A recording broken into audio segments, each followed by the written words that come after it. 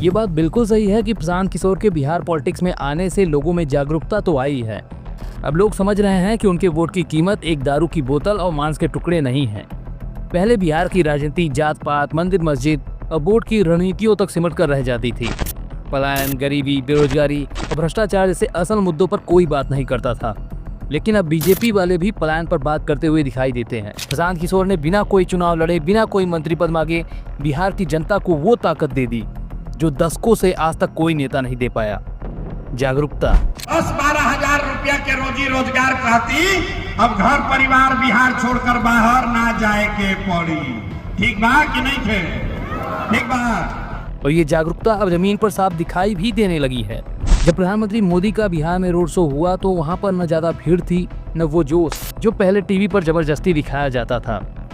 अब सोचिए कि लोगों को भीड़ बनाने के लिए उन्हें जबरदस्ती मोदी जी की रैली में बुलाया गया, जिस पर लोगों ने खुलकर बोला, इतनी बड़ी मात्रा में आपका आना, मैं आपका हृदय से जितना धन्यवाद करूं उतना कम है। नहीं, बिल्कुल नहीं आना चाहिए। हम लोग किस लिए आए भाई? हम लोग का कोई जो भी हम लोग का जरूरत है पूरा होता ही नहीं है, तो हम लोग किस लिए आए? हमारा इच्छा नहीं था, हम लोग को जबरदस्ती भेजा जा रहा है, बस और कुछ है नहीं। क्यों? क्योंकि बिहार की जनता अब समझने लगी है कि मंच की भाषण और जमीन की हकीकत दो अलग अलग कहानियां हैं।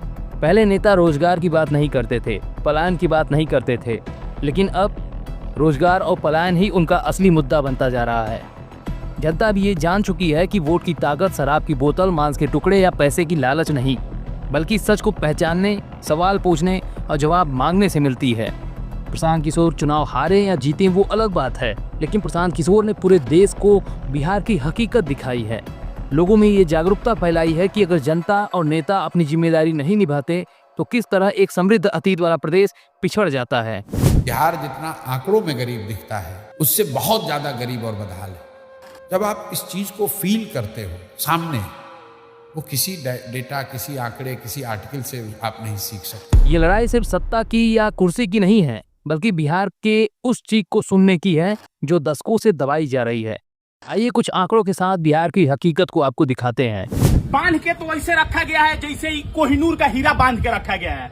एमजेके कॉलेज का ये अजूबा चापाकल है। भाइयों बहनों, स्पेशल पैकेज की बात हो, स्पेशल स्टेटस की बात हो, स्पेशल अटेंशन की बात हो, बिहार की भलाई के लिए जो भी करने की आवश्यकता होगी, दिल्ली में आने वाली नई सरकार उसकी वो प्राथमिकता होगी। ये क्या स्लोगन लिखा हुआ है? Save water, water is life, और ये कल चलिए नहीं रहा है। आपको लगता है कि ये प्रशांत किशोर आया है, इतना पसीना बहा रहा है, मुख्यमंत्री बनना चाहता है। बिहार जितना आंकड़ों में गरीब दिखता है, उससे बहुत ज्यादा गरीब और बदहाल है। जब आप किसी महिला से मिलते हैं और वो बताती है, तो आप ये विजुलाइज करने की, समझने की कोशिश करते हैं कि इस महंगाई के ज़माने में 400 रुपए में लोग रहते कैसे हैं। उसी में उसको कपड़ा भी पहनना है, उसी में उसको दवा भी लेनी है, उसी में उसको खाना भी खाना है, उसके बच्चे नहीं हैं, उसको बच्चों ने निकाल दिया है।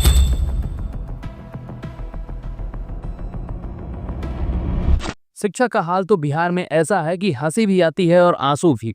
2011 की जनगणना के मुताबिक बिहार में साक्षरता दर 61.8% थी, जो राष्ट्रीय औसत 74% से काफी कम है। एक रिपोर्ट में दावा किया गया, जो कहीं न कहीं सच भी है, कि बिहार में 40% सरकारी स्कूलों में शिक्षकों की कमी है और 25% स्कूलों में ब्लैक बोर्ड तक नहीं है।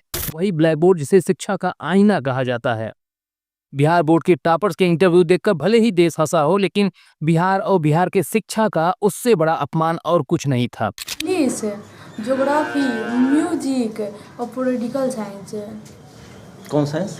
Political science. पॉलिटिकल साइंस वो क्या होता है? पॉलिटिकल साइंस वो क्या होता है? वो क्या होता है? सर, पीरियोडिक टेबल में most reactive element periodic table में कौन सा है? एल्युमिनियम। ये उसी बिहार का मजाक बना था जिसने नालंदा दिया। हर साल 5 लाख से ज्यादा छात्र पढ़ाई के लिए दिल्ली, कोटा, प्रयागराज और अन्य राज्यों में पलायन करते हैं और उनमें से 60% वही बस भी जाते हैं। जो बच्चे गांव में रह जाते हैं वो स्कूल के नाम पर खंडहरों में पढ़ते हैं, जहां न छत है न बेंच है, और उनके जीवन की मंजिल मजदूर बनने से शुरू होती है और मजदूर बनने पर ही खत्म हो जाती है। जब स्कूल आवर में आप यहाँ रहती हो, तो शौचालय वगैरह की जरूरत पड़ता है तो कहाँ जाती हो आप? घर, किसके घर? अपने घर। अपने घर जाती हैं? तो इतना बीच में तो पढ़ाई छूट जाता होगा आपका, हैं? कुछ क्या कहें, समझ नहीं आ रहा है। मैडम भी हैं, क्या नाम हुआ मैडम आपका? सुहाता विलनवर। बीपीएससी से यहीं आई है। कहे मैडम, बच्ची तो कह रही हैं कि यहाँ पे शौचालय नहीं, वो घर चली जाती हैं। जब आपको स्कूल आवर में ऐसा होता है तो कहाँ जाते हैं? ये मैडम है ना, उनके घर पे जहाँ पे स्कूल है। अच्छा, ये जो स्कूल का जमीन दिए हुए हैं उन्हीं के घर में चली जाती? जी, उनके घर में जाते हैं। पीने का पानी का व्यवस्था घर से लेके आते हैं। पीने का पानी घर से लेके आते हैं।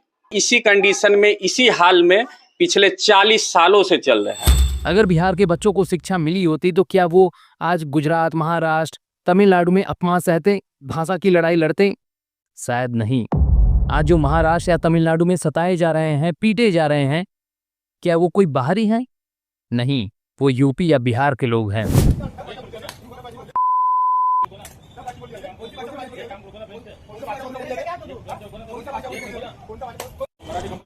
बेरोजगारी बिहार का सबसे बड़ा अभिशाप है। 2022 की एक रिपोर्ट से पता चलता है कि बिहार में बेरोजगारी दर 14% से ऊपर है, जो 2023 में ग्रामीण इलाकों में 15% तक पहुंच गई। एक्सपर्ट दावा है कि बिहार में 45 लाख से ज्यादा युवा बेरोजगार हैं। सरकारी नौकरियों की बात करना भी मजाक बन चुका है। 2023 में बिहार पुलिस भर्ती परीक्षा का पेपर लीक हुआ और लाखों युवाओं का भविष्य अंधेरे में डूब गया। 2018-19 के मध्य गंगा योजना सर्वे के अनुसार 57% परिवारों से कम एक सदस्य रोजगार के लिए बाहर गया हुआ है। ये युवा ट्रेनों में धक्के खाते गुजरात, महाराष्ट्र, दिल्ली में मजदूरी करने को मजबूर है, जहां उन्हें भाषा और संस्कृति के नाम पर अपमान और हिंसा झेलनी पड़ती है। बिहार के मेहनती नौजवानों को बोझ समझा जाता है, जबकि यही लोग देश की अर्थव्यवस्था की बुनियाद हैं, लेकिन उन्हें बिहारी कह के गाली दिया जाता है। देखिए, बीचे रोड में पोल गांथ दिया गया है, आधा रोड उधर है, आधा रोड इधर है। ये कौन माने गणंधा भी अगर इंसान होगा ना, उसको भी समझ में आएगा कि ऐसे नहीं करना है। भ्रष्टाचार ने तो बिहार को अंदर से खोखला कर दिया है। एक रिपोर्ट में बताया गया कि 2022-23 में मनरेगा की 38% राशि गलत हाथों में चली गई। आवास योजना के तहत बने मकानों में 30% अभी भी अधूरे हैं। पंचायत से लेकर सचिवालय तक हर योजना में 10 से 40% कमीशन तय है। एक तरफ गरीब का हक छीना जाता है और दूसरी तरफ उन्हें मिलती है मिट्टी की सड़क, टूटी हुई छत। जमीन माफिया का खेल तो और भी खतरनाक है। गांव में एक इंच की जमीन लेने के लिए लोग थाना, ब्लॉक, कोर्ट के चक्कर काटते काटते मर जाते हैं। अब सोचिए कि नेताओं और अधिकारियों ने मिलकर यहाँ की जमीनों पर कब्जा कर लिया है, नक्शे बदल दिए हैं। और आप बताइए, मोदी जी का भाषण 14 में हमने लिखा है, मैं आपको कोट कर देता हूं। मोतिहारी में मैंने उस समय मोदी जी से कहलवाया। मोदी जी ने कहा कि इसी चीनी मिल से के बनी हुए चीनी से चाय पीऊंगा, तब बिहार लौटूंगा, तब वोट मांगने आऊंगा। 14 में कहा था, नहीं बना। अरे भैया, मोतिहारी चीनी मिल का जमीन एक एक टुकड़ा बांट दिया गया, बेच दिया गया, और खरीदने वाले आधे से ज्यादा भाजपाई हैं। आपके कैमरे पर कह रहा हूं, फिर कहेगा कि मानहानि का दावा करेंगे। आधे से ज्यादा मोदी जी के पार्टी के लोगों ने उस मिल के जमीन को बेच लिया, हड़प लिया। उसके बाद मोदी जी वहां 4 बार गए, लेकिन गलती मोदी जी की नहीं है, गलती बिहारियों की है, मोतिहारी के लोगों की है। क्योंकि 14 के बाद 3 चुनाव हुआ और तीनों बार भाजपा को ही मोतिहारी में फिर जिता दिया। और इस बार नहीं जिताएगा, इस बार सबक सिखाएगा, उनको दिखेगा। और गरीब किसानों की पुश्तैनी जमीनें छीन ली गई है, फिर उसी जमीन पर सड़क, बिजली, पानी पहुंचाकर उसे विकास का नाम दे दिया जाता है। बिहार में सड़कों की हालत तो अभी आपने बारिश में देख ही ली। लगभग आधे से ज्यादा सरकारी कर्मचारी समय से अपने दफ्तर नहीं पहुंचते। बांध के तो वैसे रखा गया है जैसे कोहिनूर का हीरा बांध के रखा गया है। एमजेके कॉलेज का ये अजूबा चापाकल है, ये आपको दिख रहा है। इस पूरे ब्रह्मांड में कहीं ऐसा चापाकल आपको देखने को नहीं मिलेगा, सिवाय बेतिया के एमजेके कॉलेज के। ये देखिए कितना आधुनिक हिसाब से इसको मरम्मत करके, देखिए ये हैंडल बनाया गया है। इसको म्यूजियम बना देना चाहिए। इस कॉलेज का नाम बदल के है ना, कोई विशेष जो एकदम यूनिक हो उस तरह का रखना चाहिए, क्योंकि ये सब अजूबा चीज खाली एमजेके कॉलेज में आपको देखने को मिलेगा। ये सब बिहार की हकीकत है। धर्म और जाति की राजनीति ने बिहार की कमर को ऐसे तोड़ दिया कि शायद बिहार को खड़ा होने में काफी वक्त लग जाए। जब नेताओं के पास काम दिखाने को कुछ नहीं होता तो वो तुम यादव हो, तुम महादलित हो, तुम अगड़ा हो कहकर वोट को बांट देते हैं। आपको एक वीडियो क्लिप दिखा रहा हूं, आप देखिए कैसे एक नेता जनता को उकसा रहा है। लेकिन राष्ट्रपति द्रौपदी मुर्मू को राम मंदिर के उद्घाटन में नहीं बुलाया, चूंकि वो दलित की बेटी है। उसके बाद राष्ट्रपति, उसके बाद भी आंख अगर नहीं खुलता है हमारे समाज को, दलित भाई को, हमारे समाज को, तो दुर्भाग्य है हम लोगों का। आने वाला पीढ़ी और हम लोगों का गुलाम होगा। सोचिए अभी इसके मन में कितना मैल भरा है। ये शिक्षा की बात नहीं कर रहा, स्कूल अस्पताल की बात नहीं कर रहा, अभी इसके सर पर जाति का भूत नाच रहा है। क्या ये कभी सत्ता में आने के बाद बिहार के विकास की बात करेगा? कभी नहीं। इन नेताओं ने बिहार की भूख, लाचारी और मजबूरी को अपनी राजनीति का जमीन बना लिया है। जनता बढ़ जाती है और नेता इनके टुकड़ों पे अपनी रोटियां सेकते हैं। प्रशांत किशोर से मुझे इसलिए उम्मीद है कि उस व्यक्ति ने इस खेल को बदल दिया। उन्होंने जाति की बात नहीं की कि तुम किस जाति के हो, अगड़ा हो, पिछड़ा हो। उन्होंने बिहार की हकीकत को जाना है, समझा है, बिहार की मजबूरी को गांव-गांव जाकर देखा है। बेरोजगारी, पलायन, बच्चों के भविष्य को बिहार का असली मुद्दा बना दिया। उन्होंने गांव-गांव जाकर दरवाजे दरवाजे पर लोगों से सिर्फ एक ही बात कही, अपने बच्चों के भविष्य के लिए अब चुप मत रहो। न कोई स्टंट, न मीडिया में कोई ड्रामा, बस जमीन पर लोगों की बातें सुनना, उनसे सवाल पूछने की हिम्मत देना। आज वही लोग बोल रहे हैं हम भी सवाल कर सकते हैं, हम भी बदलाव ला सकते हैं। उन्हीं में से बच्चों में इतनी हिम्मत आ गई है कि वो कैमरा लेकर बिहार की हकीकत को खुद कैद कर सत्ता से सवाल कर रहे हैं। ये हमारे माननीय पीएम साहब के भाषण, देश झुकेगा नहीं और बिहार का विकास रुकेगा नहीं। ई है बिहार के विकास, जे आदमी के चले के लेल रास्ता न, बारिश अब सो तो कादो हो जाए। राय पखड़ के लतनपुर गांव में यहाँ के विधायक है राम सूरत राय जी, बीजेपी से। तू सब वो वीडियो राम सूरत राय तक पहुँचा बा, ठीक। अब सवाल ये नहीं है कि 2025 में कौन जीतेगा, सवाल ये है क्या बिहार का नौजवान फिर से किसी नेता के जुमलेबाजी पर भरोसा करेगा? क्या किसान फसल उगाकर भी भूखा रहेगा? क्या अफसरों की ऐसे ही मनमानी चलती रहेगी?